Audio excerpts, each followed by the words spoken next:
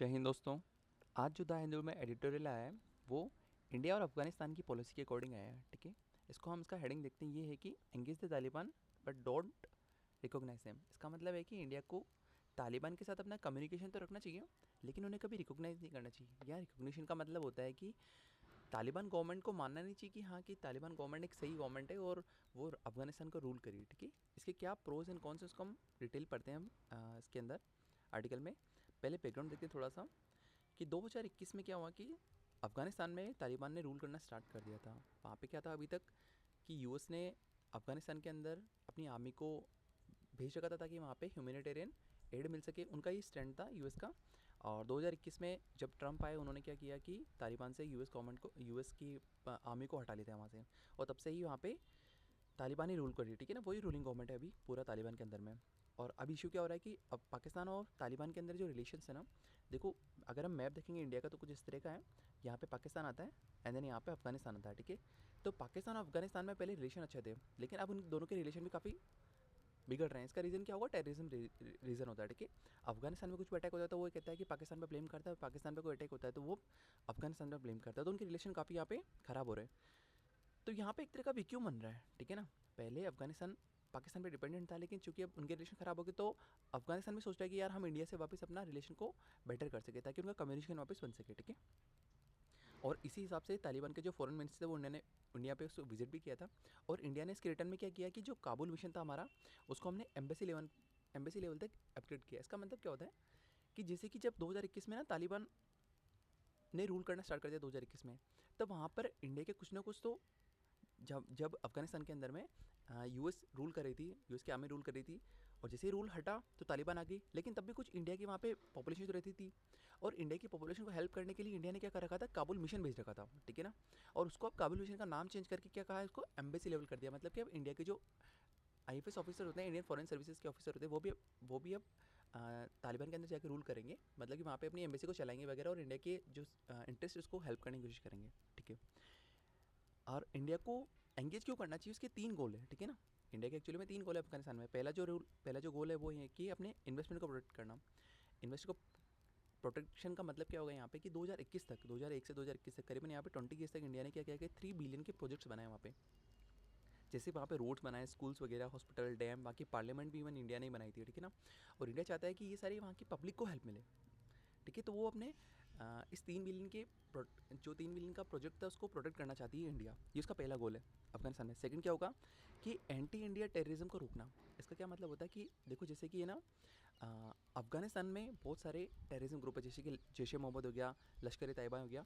ये क्या करता है ना कि इंडिया के खिलाफ एक्टिविटीज़ करता है, और इंडिया ये चाहता है कि अफगानिस्तान ऐसे टेररिस्ट ग्रुप को अपनी ज़मीन पर ना रहने दे। ठीक है, तो ये इंडिया के गोल है कि वो अफगानिस्तान से क्या क्या चाहता है। पहला तो अपने इन्वेस्टमेंट को प्रोटेक्ट करेगा, सेकंड ऐसे टेररिस्ट ग्रुप जो कि इंडिया को अटैक करते हैं उनको अफगानिस्तान की लैंड से हटाएगा, और तीसरा होगा कि जो पाकिस्तान का इन्फ्लुएंस को बैलेंस करना। मतलब अभी क्या हो रहा है ना कि पाकिस्तान का काफ़ी ज़्यादा कंट्रोल है तालिबान के ऊपर है। ठीक है ना, मैं यहाँ पे सिर्फ बताता हूँ ये तो इंडिया हो गया, ये पाकिस्तान हो गया, और ये अगेन अफगानिस्तान हो गया। ठीक है, अभी क्या हो रहा है कि पाकिस्तान काफ़ी ज़्यादा कंट्रोल करता है वहाँ पे अफगानिस्तान के अंदर में।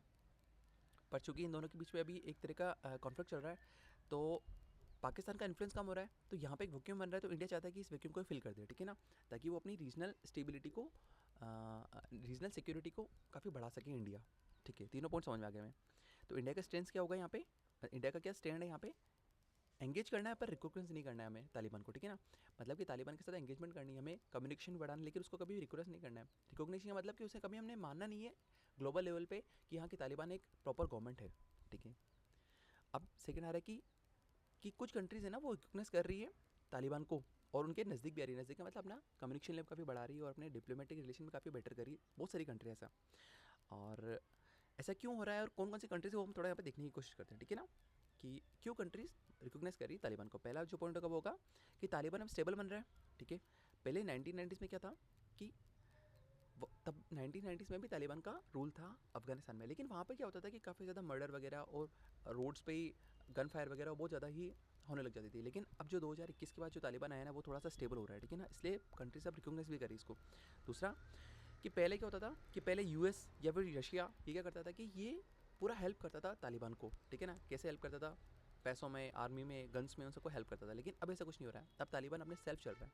ठीक है। अगर वो कोई भी डिसीजन ले रहा है तो अपने हिसाब से ले रहा है तालिबान, तो इसलिए दुनिया उसको रिकॉग्नाइज करेगी, हाँ ठीक है, अब ये थोड़ा स्टेबल हो रहा है। तीसरा क्या हो रहा है कि जैसे कि आप किस किस कंट्री ने अब रिकॉग्नाइज करना स्टार्ट किया है, कि तो रशिया ने किया है, रशिया ने इसको प्रॉपर रिकॉग्नाइज कर दिया कि हाँ तालिबान गवर्नमेंट एक लेजिटिमेट गवर्नमेंट है। और चाइना ने भी अपने एम्बेसडर को वहाँ पे एक्सचेंज किए हैं, मतलब कि चाइना ने भी अपने डिप्लोमेटिक रिलेशन जो कि अपने वहाँ के भी जैसे कि फॉरेन सर्विसेज के कोई ऑफिसर्स होंगे उनको भेजा है, और तालिबान ने भी एक्सचेंज में चाइना में अपने ऑफिसर्स को भेजा है, ठीक है। लेकिन अभी पाकिस्तान और तालिबान में क्या हो रहा है कि यहाँ के रिलेशन काफ़ी ख़राब हो रहे हैं, ठीक है। तो यहाँ एक वैक्यूम बन रहा है, तो इंडिया इसको वैक्यूम को फिल करना चाहता है, ठीक है। हमने एग्जाम्पल देखा कि चाइना ने एम्बेसडर को काबुल भेजा, और चाइना क्यों इंटरेस्ट बढ़ा रहा है अपने यहाँ पे, क्योंकि उनको अपना बेल्ट एंड रोड इनिशिएटिव है उसको कंप्लीट करना है, ठीक है ना। बेल्ट एंड रोड इनिशिएटिव मतलब क्या, एक तरह का सिल्क रूट है ये, ठीक है ना, जो चाइना से स्टार्ट होकर यूरोप तक जाएगा, ठीक है ना। और उसके बीच में अफगानिस्तान भी आता है, तो यहाँ पे ये रोड्स बनाएंगे, ब्रिजेस वगैरह बनाना चाहता है चाइना यूरोप तक, तो और इसी रूट के बीच में अफगानिस्तान आता है, तो वो अपने जो उसका ख्वाब है चाइना का वो उसे कंप्लीट करना चाहता है, इसलिए वो चाइना अफगानिस्तान में अपना रिलेशन को बढ़ा रहा है, ठीक है। अगर इंडिया इसको रिकॉग्निशन देता है तो ये थोड़ा हमारे लिए डेंजरस हो सकता है, मतलब हमारे लिए थोड़ा रिस्की हो सकता है। ऐसा क्यों होगा, उसके रीज़न देखते हैं, ठीक है ना। मतलब कि तालिबान अभी भी बेकार क्यों है, तालिबान में अभी भी खामियां क्यों, वो हम देखते हैं यहाँ पे। पहला क्या है कि तालिबान की आइडियोलॉजी नहीं बदली अभी तक भी। तालिबान पहले जो गन रूल करता था ना, वो गन रूल काफ़ी कम हुआ है, लेकिन आज भी यहाँ पे वुमेन और माइनॉरिटी की कंडीशन अभी भी ख़राब ही है वहाँ पे, ठीक है ना। सेकंड क्या हो जाएगा कि गर्ल्स के लिए स्कूल बैन है, गर्ल्स स्कूल नहीं जा सकती है आज भी, मतलब कि भी मेंटेलिटी उनकी वो एक मेल को अपलिफ्ट करना है, ठीक है ना, और वुमेन को आज भी उनको दबाना ही है, वही सीन चल रहा है अभी भी वहाँ पे। तो वो गर्ल्स के लिए पूरा स्कूल बैन है, और वुमेन काम पे नहीं जा सकती आज भी। थर्ड क्या होगा वहाँ पे, इकोनॉमी कॉलेप्स हो रही है, मतलब कि क्या क्या बैड हो रहा है तालिबान में, वो हम देख रहे हैं, ठीक है ना। थर्ड क्या हो जाएगा, इकोनॉमिक्स की कॉलेप्स हो रही है, करीबन 30% डाउन हो चुकी है जीडीपी 2021 से देखा जाए तो, ठीक है। 2021 को हमने पैरामीटर क्यों लिया है, क्योंकि 2021 से ही तालिबान ने रूल करना स्टार्ट किया, ठीक है ना। 2021 से पहले यूएस वहाँ पे रूल करती थी बाई आर्मी, ठीक है। करीबन 23 मिलियन जो पब्लिक है अफगानिस्तान में, उनको ह्यूमैनिटेरियन एड चाहिए समय, मतलब कि वहाँ पे खाना वगैरह पानी वगैरह वो भी अभी क्लीन नहीं है, तो बहुत डिफिकल्टी हो रही है वहाँ पे लेने के लिए, वहाँ की एक काफ़ी अच्छी खासी पॉपुलेशन को। और चौथा क्या होगा, वहाँ पे जो एथनिक डिविजन्स है ना, वो काफ़ी डीप है। एक वर्ड होता है एथनिक, पहले इसको थोड़ा समझने की कोशिश करते हैं। एथनिक मतलब सिंपल सी बात है, एथनिक का मतलब होगा यहाँ पे, एथनिक की सिंपल डेफिनेशन होती है कि वो ग्रुप जिनका है ना कल्चर और ट्रेडिशन सेम होता है। सर इसका एग्जांपल दोगे तो समझ में आएगा, मैं एग्जांपल देता हूँ। जैसे कि राजस्थान में ना एक तो जाट है, ठीक है ना, और एक मीना है, ये दोनों अलग अलग कास्ट, ठीक है ना। लेकिन इन दोनों को मैं अलग अलग एथनिक ग्रुप भी कह सकता हूँ, क्यों, क्योंकि जाटों का बिल्कुल एक अलग ही कल्चर है, ठीक है ना। उनकी शादी वगैरह में बिल्कुल अलग कल्चर होता है, उनकी अगर डेथ हो जाती है तो उनको बिल्कुल अलग तरीके से सारा का सारा रस्म रिवाज होती है।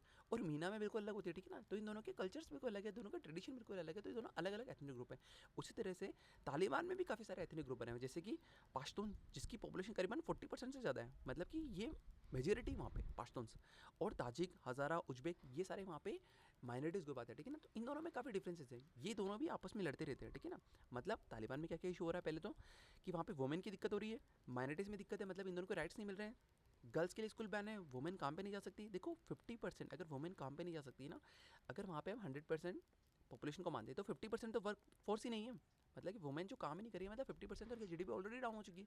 और सिर्फ 50% जो मेल है वो काम कर रहे होंगे, जिनमें से भी आधे तो बेचारे बंदूक लेके बैठे रहते हैं चारों तरफ, हम देखते हैं इनकी वीडियोस वगैरह। थर्ड क्या होगा, इनकी इकोनॉमिक कलेप्स हो रही है। फोर्थ क्या होगा, इनकी जो पॉपुलेशन है 23 मिलियन, बहुत बड़ा नंबर है ये, वो काफ़ी ह्यूमैनिटेरियन क्राइसिस में चल रही है, मतलब उनको खाना पानी भी नहीं मिल रहा है, मैंने एक जो बेसिक चीज़ें है वो भी नहीं मिल पा रही है। फोर्थ क्या हो जाएगा, फिफ्थ क्या हो जाएगा, जो एथनिक ग्रुप है ना उनमें काफ़ी डिवीजन है अभी। एथनिक ग्रुप में डिवीजन का मतलब वहाँ पे अभी भी फाइट चल रही है, जैसे पाश्तून वगैरह और ताजिक में आए दिन लड़ाई होती रहती है वहाँ पे, ठीक है। चलो ठीक, क्या इंडिया में से होता है कि जैसे कि जाट और मीना में भी गन फायर होती रहती है, नहीं होती। हमारे यहाँ पे इकोनॉमिक डिवीजन इतना ज़्यादा हार्श नहीं है, लेकिन वहाँ पे बहुत ज़्यादा हार्श है, ठीक है। अगर इंडिया ने इसको रिकोगनाइज़ किया है, अगर इंडिया रिकोगनाइज़ करता है तालिबान को, तो तालिबान को लेजिटिमेसी मिल जाएगी ऑल ओवर इंडिया, मतलब ऑल ओवर वर्ल्ड में। मतलब जैसे कि अगर इंडिया ने भी इसको रिकोगनाइज करना स्टार्ट किया, रशिया ने कर दिया रिकोगनाइज, चाइना ने इसको रिकोगनाइज कर दिया, लेकिन इंडिया ने भी रिकोगनाइज करना स्टार्ट किया ना, तो देखो वहाँ क्या होगा कि एशिया एक तरह से पूरा इसको रिकोगनाइज करना स्टार्ट किया, क्योंकि एशिया में 3 ही मेजर पावर है, इंडिया, चाइना और रशिया। अगर तीनों ने इसको एक्सेप्ट करना स्टार्ट कर दिया कि हाँ इसको हम कंट्री मानते हैं, तालिबान गवर्नमेंट को हम लेजिटिमेट मानते हैं ना, तो इसको एक काफ़ी बैकअप मिल जाएगा, ठीक है ना। और वो इंडिया के लिए हार्म करेगा, क्यों, क्योंकि इंडिया को दुनिया है ना एक मॉरल पावर की तरह देखती है। मतलब दुनिया मानती है कि नहीं यार, इंडिया एक फिलोसॉफिकल नेशन है और यहाँ पे काफ़ी समझदारी की बात होती है, लेकिन अगर हमने तालिबान को सपोर्ट कर दिया ना, तो हम इन सारी चीज़ों को भी सपोर्ट करते हैं कई जगह। इनडायरेक्टली हम इन चीज़ों को सपोर्ट करें कि हाँ वहाँ पे वुमेन काम नहीं करते, तो कोई बात नहीं ना, हम तो उसकी गवर्नमेंट को सपोर्ट करें, और ऐसा नहीं होना चाहिए था। ठीक है, हम टेरर लिंक देखते हैं और इंडिया की सिक्योरिटी कंसर्न को देखते हैं कि तालिबान को लेकर के यहाँ पे तालिबान में अभी भी अलकायदा और हक्कानी जो नेटवर्क है ना वो तालिबान से कनेक्टेड है, और अलकायदा और हक्कानी ग्रुप ये दोनों ही टेररिस्ट ग्रुप है जो कि इंडिया पे आए दिन ही अटैक करते रहते हैं, अदरवाइज ये ऑल ओवर वर्ल्ड में भी ये अपना आतंक फैलाते रहते हैं। ठीक है ना, और ये तालिबान से कनेक्टेड है। अगर हमने तालिबान को रिकॉग्नाइज किया है तो हाँ हम कहीं ना कहीं हम अलकायदा को भी हेल्प ही करें ना इनडायरेक्टली, और ये चीज़ गलत है, ये नहीं होना चाहिए था। ठीक है, यूएन की रिपोर्ट है कि अफगानिस्तान एक टेरर सेफ हाउसेस है, मतलब कि अगर कोई भी टेररिस्ट, जैसे कि अगर पोलैंड में कोई आतंकवादी हमला करता है कोई टेररिस्ट, ठीक है ना, अगर वो अफगानिस्तान में आके छुप सकता है, मतलब अफगानिस्तान की गवर्नमेंट कभी भी पोलैंड को उस टेररिस्ट को हवाला नहीं करेगा। अफगानिस्तान कहते हैं कि नहीं हम तो नहीं करेंगे, हमारे यहाँ तो है ही नहीं, मतलब कि वो इग्नोर करता जाएगा तालिबान गवर्नमेंट उसको, और ये चीज़ गलत है। अगर किसी ने अटैक किया है, ठीक है, तो उसको जो विक्टिम नेशन है उसको वापस ट्रांसफर करना चाहिए था, लेकिन अफगानिस्तान ऐसे टेररिस्ट को बचाने की कोशिश करती, मतलब एक देखो टेररिस्ट सेफ हाउस है अभी भी। और जैश ए मोहम्मद हो गया और लश्कर ए तैयबा है जो कि एंटी इंडिया ग्रुप है, वो आज भी तालिबान, आज भी अफगानिस्तान में वो रहती है, ठीक है ना, और तालिबान गवर्नमेंट उनको हेल्प करती है कहीं ना कहीं, मतलब उनको ना वो उन पर एफ वगैरह करी, ना उन पर किसी तरह की कानूनी कार्रवाई करी है तालिबान गवर्नमेंट जैश ए मोहम्मद पे और लश्कर ए तैयबा पे। तो इंडिया के लिए तो बिल्कुल बहुत ही रिस्की ये चीज़, तो अगर इंडिया ने रिकॉग्नाइज कर दिया तो जैश ए मोहम्मद को और लश्कर ए तैयबा को भी कहीं ना कहीं इंडिया रिकॉग्नाइज कर देगा, वही बात तो गलत हो जाएगी यहाँ पे। ठीक है, तो जो तालिबान है ना वो सिर्फ और सिर्फ आईसिस का ही, आईएसआई जो ग्रुप है जो कि हम 2014 में देखते थे, बहुत सारे बीडिंग वीडियोस वगैरह आया करते थे उस जमाने पे, करीबन हमसे 10 से 12 साल पहले, सिर्फ तालिबान उसी का ही एनिमी है। ठीक है ना, बाकी सारे जितने भी ग्रुप है, चाहे वो अलकायदा हो, चाहे वो हकानी ग्रुप हो, चाहे वो जैश ए मोहम्मद हो, लश्कर ए तैयबा हो, सबको हेल्प करता है तालिबान, लेकिन सिर्फ और सिर्फ वो आईसिस का ही एक दुश्मन है। ठीक है, ठीक है, अगर तालिबान वीक होता है, अगर तालिबान वीक हुआ तो ये ग्रुप भी वीक हो जाएंगे और ये इंडिया में अटैक कम करेंगे। ठीक है ना, लेकिन अगर इंडिया ने इसको सपोर्ट कर दिया, इंडिया ने अगर लेजिटिमेसी दी है तालिबान को, तो कहीं ना कहीं वो इनडायरेक्टली इन सारे ग्रुप को भी हेल्प करेगा, और वो चीज़ नहीं होनी चाहिए थी। तो इंडिया की स्ट्रेटेजी क्या होगी? ठीक है ना, तो हमारे पास यहाँ पे दो तरह के ऑप्शन है, हम क्या क्या कर सकते हैं। पहला करेंगे हम एंगेजमेंट करेंगे इसके साथ, मतलब कि हम तालिबान गवर्नमेंट के साथ में एंगेजमेंट पूरा करेंगे। एंगेजमेंट का मतलब कि हम अपने कम्युनिकेशन को कंटिन्यू रखेंगे, जैसे कि हम ह्यूमैनिटेरियन हेल्प देंगे, यहाँ पे फूड देंगे, मेडिसिन वगैरह देंगे, ठीक है ना, क्लीन वाटर वगैरह सब कुछ हेल्प करेंगे यहाँ पे। सेकंड, हम पीपल टू पीपल कॉन्टेंट को बढ़ाएंगे, कैसे? स्कॉलरशिप देंगे, मतलब कि जैसे कि अफगानिस्तान के स्टूडेंट्स होंगे वो इंडिया में आके पढ़ सकते हैं आईटीज़ वगैरह में, और इंडिया के कुछ स्टूडेंट्स हैं वो कि अफगानिस्तान के अगर कोई वहाँ पे अच्छी कॉलेज है वहाँ पे आके पढ़ सकते हैं। ठीक है ना, हम स्कॉलरशिप वगैरह देंगे वहाँ पे, अपने कल्चरल टाइज को काफ़ी बढ़ाएंगे, जैसे कि हम अगर जैसे कि अगर इंडिया में कोई इलाका जहाँ पे अफगानिस्तान की पॉपुलेशन रहती है ना, तो हम वहाँ पे भी उनके ट्रेडिशन वगैरह को मनाएं, उनके फेस्टिवल्स वगैरह मनाएं, तो क्या होगा ना वहाँ पे एक रिलेशन काफ़ी बनता है। जैसे कि क्रिकेट का बहुत बड़ा एक इन्फ्लुएंस है अफगानिस्तान के अंदर है, तो हमें उसको भी यूज़ करना चाहिए अपनी कम्युनिकेशन को बढ़ाने के लिए। थर्ड क्या होगा, हम ट्रेड और अपनी कनेक्टिविटी प्रोजेक्ट को कंटिन्यू रखें, मतलब हम एंगेजमेंट पूरा करेंगे। एंगेजमेंट का मतलब होगा यहाँ पे कि कम्युनिकेशन, एक तरह से हम कम्युनिकेशन कंटिन्यू रखेंगे, लेकिन हम प्रेशर भी करेंगे उनको कि वो रिफॉर्म करें। रिफॉर्म किस किस में? एक तो वुमेन के राइट्स को वो वापस रिकॉग्नाइज करें कि हाँ कि वुमेन के राइट में मिले। सेकंड क्या होगा, एजुकेशन को डीपन करें गर्ल्स के लिए। थर्ड क्या हो जाएगा, माइनॉरिटी को प्रोटेक्शन करें। माइनॉरिटीज मतलब कि वो माइनॉरिटीज़ क्या हो गया यहाँ पे, मैं बताता हूँ कि ताजिक ग्रुप हो गया, हज़ारा ग्रुप हो गया, अजबे ग्रुप हो गया, इनको भी हेल्प करें। ठीक है ना, ऐसा नहीं हो कि सिर्फ पाश्तून ही वहाँ पे रूल करते थे और इन तीनों ग्रुप को काफ़ी दिक्कत हो जाए, वरना क्या होगा, एथनिक डिवीजन वापस बढ़ जाएगा, मतलब कि वहाँ पे जो छोटी छोटी कास्ट्स हैं ना वो आपस में लड़ने लग जाएगी। और लास्ट पॉइंट क्या रखेंगे यहाँ पे हम क्या प्रेशर करेंगे हम कि वहाँ पे जो तालिबान है वो टेररिज्म को प्रमोट ना करे। चलो ठीक है, तो इंडिया अगर ये सारे स्ट्रेटजी को अपनाता है ना, तो वो बायलेटरल और रीजनल और यूएन पेट्रोल पे के थ्रू ये सब कुछ कर सकता है इंडिया मतलब कि इंडिया अगर बायलेटर, मतलब कि इंडिया और अफगानिस्तान दोनों को मिले और दोनों की अगर मीटिंग्स वगैरह हो, तो इंडिया इन सारे पॉइंट्स को उठा सकता है कि हाँ आप वुमेन की राइट्स को भी बढ़ाइए। ठीक है ना, और उस अकॉर्डिंग हम हमारे ह्यूमैनिटेरियन एड जो है उनको बढ़ा देंगे हम रीजनल लेवल पे। रीजनल लेवल मतलब कि जैसे कि अगर एशियन का कभी मीटिंग्स होती है या फिर सार की कभी मीटिंग्स होती है, ठीक है ना, अगर साउथ एशिया कंट्री कभी मीटिंग होती है, तो हाँ वहाँ पे भी इन सारे पॉइंट्स को उठा सकता है इंडिया। यूएन प्लेटफॉर्म पे काफ़ी इन सारे पॉइंट्स को उठा सकते हैं ताकि थोड़ा प्रेशर भी लगे अफगानिस्तान पे, ताकि वो इन जगह पे रिफॉर्म भी करे अपने। चलो ठीक है, हमें एंगेज करना है पर रिकॉग्नाइज करना है, ये स्मार्ट क्यों है?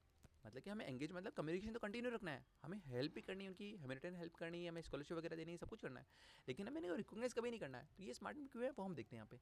अगर हमने रिकॉग्नाइज किया तब क्या प्रॉब्लम हो जाएगी, तब हमारी मॉरल लेवरेज को खो देंगे, इंडिया मॉरल लेवरेज को खो देगा। कैसे? इंडिया को भी फिलोसफिकल नेशन मानते हैं, ठीक है ना, मतलब मानते हैं कि हाँ यहाँ पे थोड़ा समझदारी की पर्सन है और ये किसी तरफ अलाइन नहीं होता है इंडिया। ठीक है ना, मतलब कि ना वो ज़्यादा टेररिस्ट ग्रुप की तरफ है, ना वो ज़्यादा प्रो कैपिटलिस्ट की तरफ है ना वो प्रो सोशलिज्म की तरफ, वो बैलेंस करके चलता है इंडिया। लेकिन अगर उसने तालिबान को रिकॉग्नाइज किया तो दिक्कत हो जाएगी, ठीक है ना, मतलब कि हम कहीं ना कहीं एक टेररिज्म गवर्नमेंट को सपोर्ट करें यहाँ पे। अगर हमने इग्नोर किया तो पाकिस्तान और चाइना का इन्फ्लुएंस बढ़ जाएगा। तो हमें क्या करना पड़ेगा, हमें यहाँ पे बैलेंस करना पड़ेगा, मतलब कि हमें एंगेजमेंट करनी पड़ेगी लेकिन कंडीशन के साथ में, ठीक है ना। हमें कनेक्शन तो बढ़ाना है अपना, अपने कम्युनिकेशन तो बढ़ाना है, लेकिन हमें इंडिया के इंटरेस्ट को भी सेव करके चलना है, ठीक है। इंडिया के इंटरेस्ट कैसे सेव करेंगे, हम करेंगे कि हमारे इन्वेस्टमेंट को सेव करेंगे, इन्वेस्टमेंट को हमने करीबन $3 बिलियन का वहाँ पे इन्वेस्टमेंट किया, उसको सेव करके चलना है। सेकंड क्या हो जाएगा वहाँ पे, वहाँ पे जो अगर इंडियंस वगैरह रहते हैं हमें उनको भी हेल्प करनी, कैसे करेंगे, हमारी एम्बेसी को काफ़ी अपग्रेड कर देंगे वहाँ पे, ठीक है।